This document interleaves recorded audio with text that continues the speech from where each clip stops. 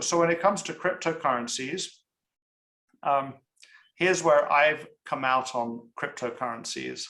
So, I would love to call it tulipomania, and it's a complete bubble and completely worth ignoring. And I would love to be able to put my hand on my heart and follow Charlie Munger and say this is rat poison squared. And I do think that that's wrong. I think that the idea that we can trust a counterparty that we've never met in terms of with regard to payments is a mind-blowing innovation. And I described it on CNBC as revolutionary as HTTP protocol. So, suddenly with HTTP and TCP/IP, which kind of the plumbing of the internet, we just plug in.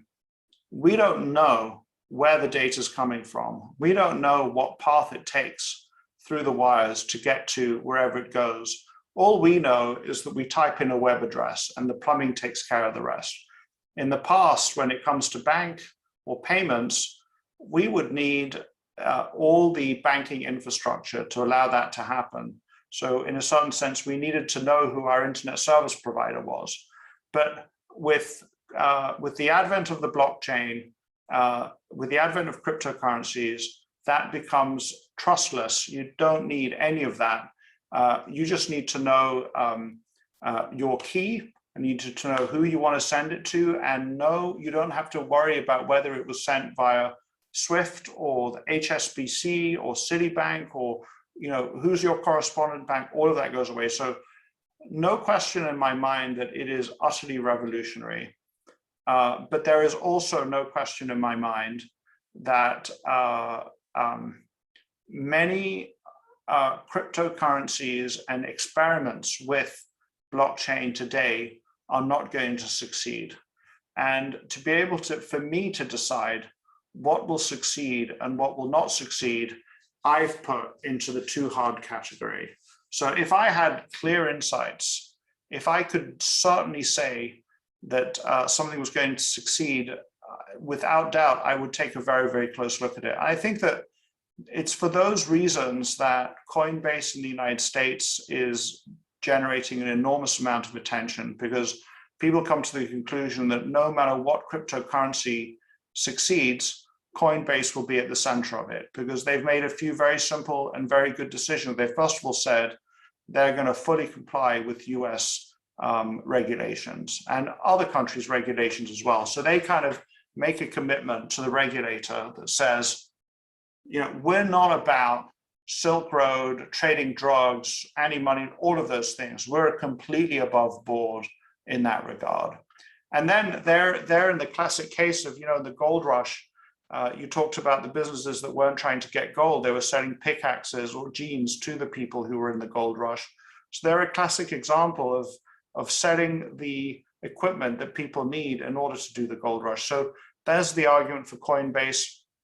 There's also a pretty good argument for Bitcoin for having been the first. And so the network of Bitcoin is just so much larger than any other cryptocurrency.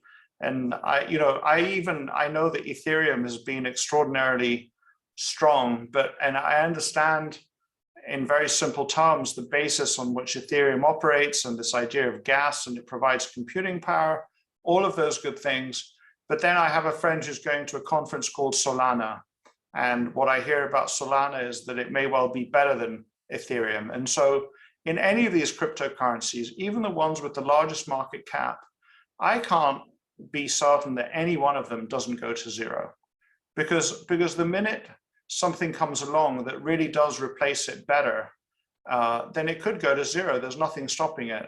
All of that is a long way of saying that I don't think, I don't think it's worth debating in my mind.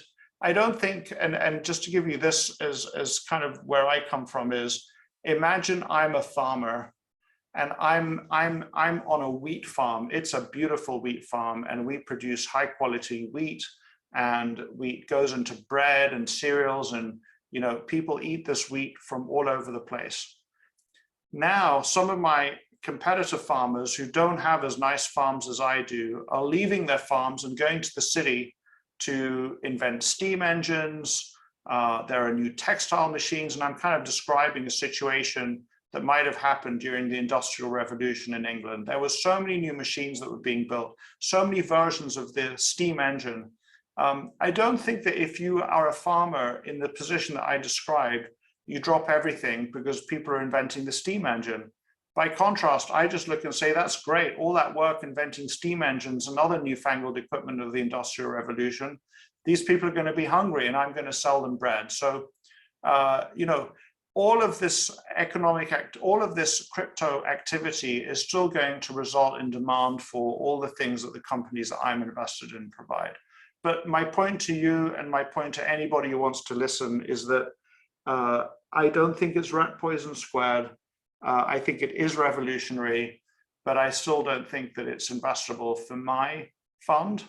And I would also tell you that I take it very seriously. It is my responsibility to look at those things very seriously. And you didn't say this, but anybody who wants to listen, I'll say this. The people who dismiss it out of hand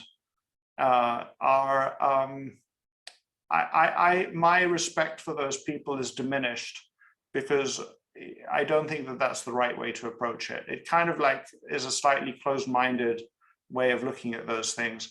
And just to go back to Charlie Munger for a second, you know, Charlie, so the question comes to me, well, you revere Charlie Munger and he's called it rat poison squared.